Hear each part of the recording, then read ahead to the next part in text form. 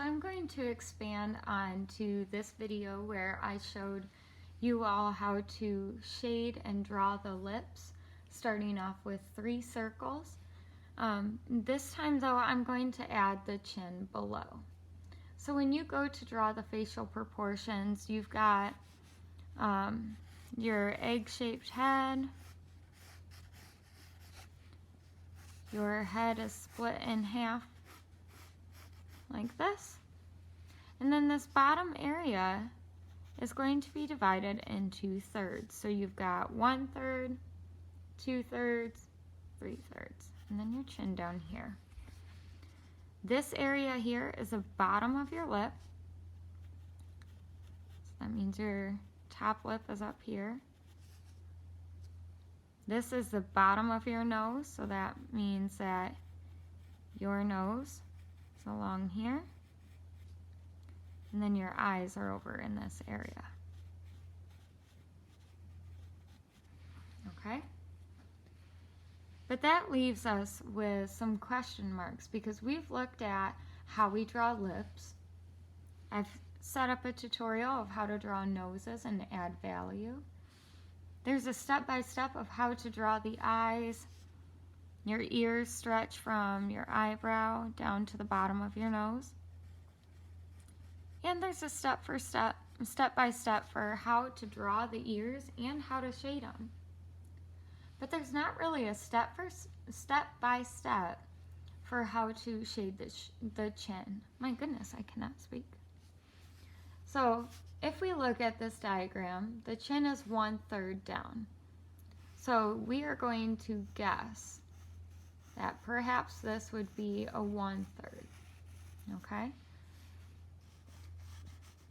In our diagram, when you go to apply value to your facial features and your whole face, you'll do the chin down where you actually drew it, but because we don't have the diagram in front of us, we're just going to take a guess, okay? So I've got my jawline right up in here.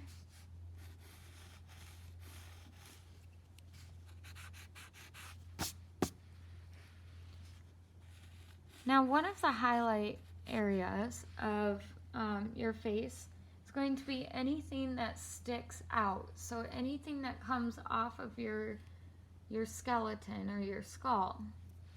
So your face pops out from your head. Your light is sitting here, but these little areas stand off of your face a little bit. Your nose comes off of your face, so it's going to have a pretty big highlight on it. Your forehead typically has a highlight across it, but so does your chin. Your chin usually always has a highlight. So when we go to shade our chin, right underneath your lips is going to be a little bit darker. It's not going to be your absolute darkest, but it may be something around here. Just like we start everything, we are going to start by just adding the value underneath the chin. We are using the middle value. For this part, the direction that you are working in is not so important as long as it's all smooth.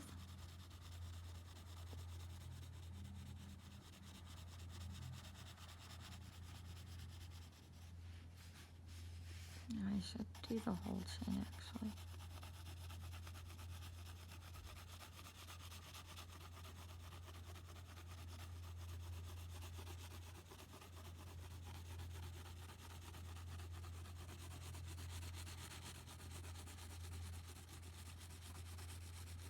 So when you guys go to add value to your entire face, you are going to start off with your middle value area, okay? Looking at this, you may be thinking, oh my goodness, that is way too dark for my skin. But good news, you all have access to erasers. So if your skin doesn't look this dark in the photo that you will be using to study, and you can just pick up any of this graphite with your eraser.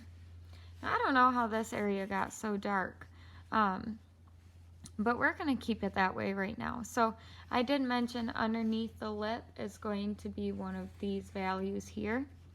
So I'm going to start to shade that underneath.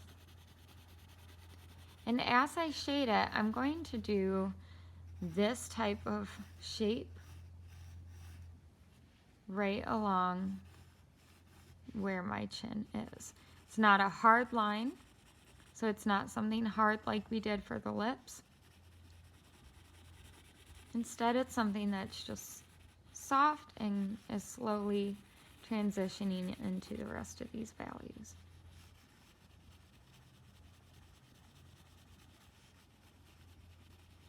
And then the bottom of your chin is going to get that same value.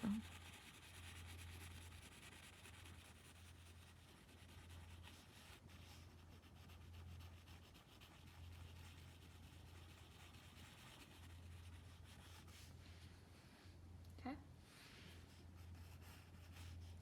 Now sometimes like we'll use this light source here as an example. Because your light is coming from over here and it hits your lip, you're still going to have a shadow casted this way.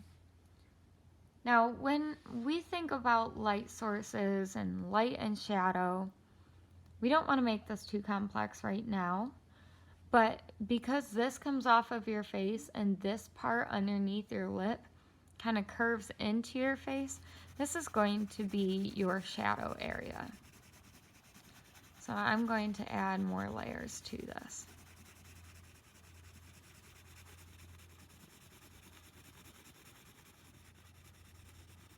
And then as I get out toward my cheeks, I'm slowly going to fade out back to my middle value.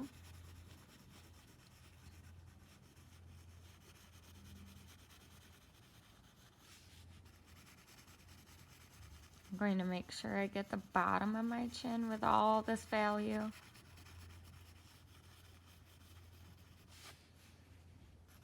Over here is going to have value.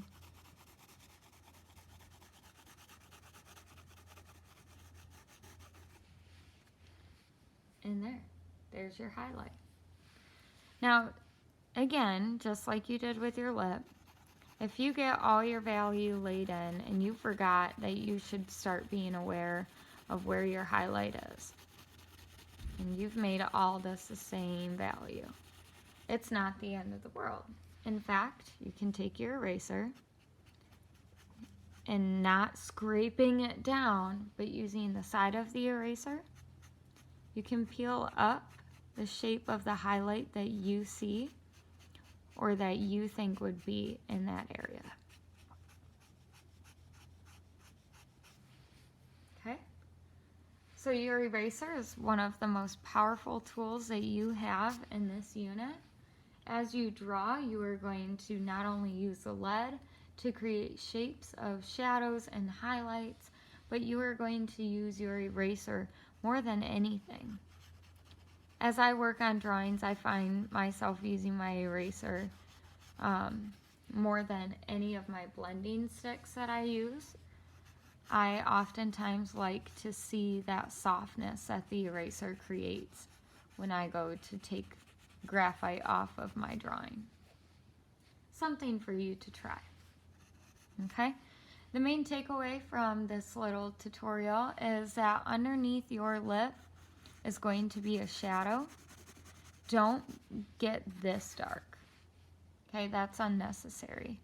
Instead, you could get this dark if you want. Up the contrast by putting really dark darks next to your light. But then it needs to fade back out to all your middle values on your skin. And then just because I have a hard time stopping, I'm going to darken this area and slowly fade into my middle value that I did for my skin.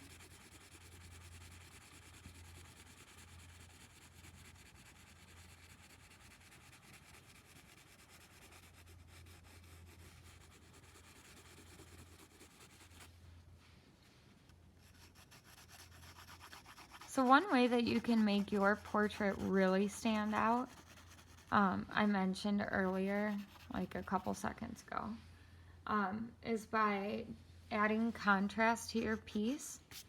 So contrast was when you have your highlight right here, and I decided to use a really dark shade next to it. By putting that dark shade there, or that dark value, it automatically makes this highlight look brighter. By darkening this area of my face, it automatically makes my chin look lighter. So when you go to do your portrait, I want you to push yourself and see how you can make your entire face here really stand out. Now your whole face should not be extremely dark, okay? Everybody should be starting with your middle values and then using your eraser to get lighter and your pencil to layer up and get darker. Go ahead and give this a try on your own. Keep in mind that females will usually have a rounder jaw, so down here it'll be more of a rounded curve, kind of like I showed you in this one. Males will have more of a square or boxed jawline. So this is our male jawline and our female jawline. I want you to practice this a few times on your own until you feel comfortable. The more notes that you take, the better, because you will be able to use your notes on your final. Please comment on this video or let me know in class if you have any other questions.